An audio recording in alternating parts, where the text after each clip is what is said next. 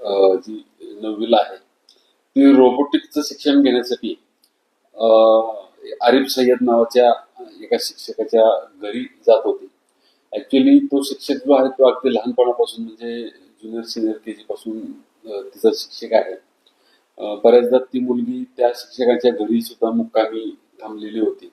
तिचा थोडासा विश्वास चांगला संपादन केलेला होता आणि 2-3 आठवड्याच्या पूर्वी त्या मुलीचा थोडस लैंगिक छळ करण्याचा त्यांनी प्रयत्न केला आणि त्याबद्दल तिनं घरी 2 दिवस काही सांगितलं नाही आणि तिनं तिच्या बहिणीला याच्याबाबतची माहिती दिली. त्यामुळं त्या बहिणीने लगेच पोलिसांना कळवलं. पोलिसांनी खात्री केली आणि पोलिसांची जेव्हा खात्री पटली तेव्हा लगेच त्यांनी पोलीस कंप्लेंट या आरिफ सय्यद याच्या विरोधात दिली. FIR दाखल केलेला आहे. कालच या शिक्षकाला आम्ही अटक पण केलेली आहे. आज कोर्टामध्ये प्रोड्यूस केलेलं होतं. 17 तारखेपर्यंत त्याला पोलीस कस्टडी मिळाली. स्वाभाविक मुद्दे होता. शिक्षकाला जेव्हा बाहेर आणलेलं तेव्हा बाहेर पब्लिकने थोडस त्याला मारायचा प्रयत्न केलेला होता.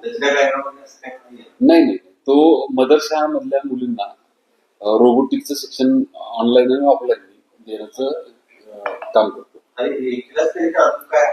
नाही, सध्या तर एकच तक्रार आली आपल्याकडे. जी 9वीला आहे ती रोबोटिक्सचं शिक्षण घेण्यासाठी आरिफ सय्यद नावाच्या एका शिक्षकाच्या घरी जात होती. ऍक्च्युली तो शिक्षक जो आहे तो अगदी लहानपणापासून म्हणजे ज्युनियर सिनियर केजी पासून तिचा शिक्षक आहे.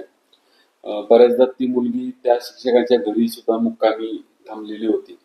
तिचा थोडासा विश्वास चांगला संपादन केलेला होता आणि 2-3 आठवड्याच्या पूर्वी त्या मुलीचा थोडस लैंगिक छळ करण्याचा त्यांनी प्रयत्न केला आणि त्याबद्दल तिनं घरी 2 दिवस काही सांगितलं नाही आणि तिनं तिच्या बहिणीला याच्याबाबतची माहिती दिली. त्यामुळं त्या बहिणीने लगेच पोलिसांना कळवलं. पोलिसांनी खात्री केली आणि पोलिसांची जेव्हा खात्री पटली तेव्हा लगेच त्यांनी पोलीस कंप्लेंट या आरिफ सय्यद याच्या विरोधात दिली. FIR दाखल केलेला आहे. कालच या शिक्षकाला आम्ही अटक पण केलेली आहे. आज कोर्टामध्ये प्रोड्यूस केलेलं होतं. 17 तारखेपर्यंत त्याला पोलीस कस्टडी मिळाली. स्वाभाविक मुद्दे होता. शिक्षकाला जेव्हा बाहेर आणलेलं तेव्हा बाहेर पब्लिकने थोडस त्याला मारायचा प्रयत्न केलेला होता. नाही, तो मदरशा मधल्या मुलींना रोबोटिक्सचं शिक्षण ऑनलाईन आणि ऑफलाईन देण्याचं काम करतो. नाही, सध्या तर एकच तक्रार आली.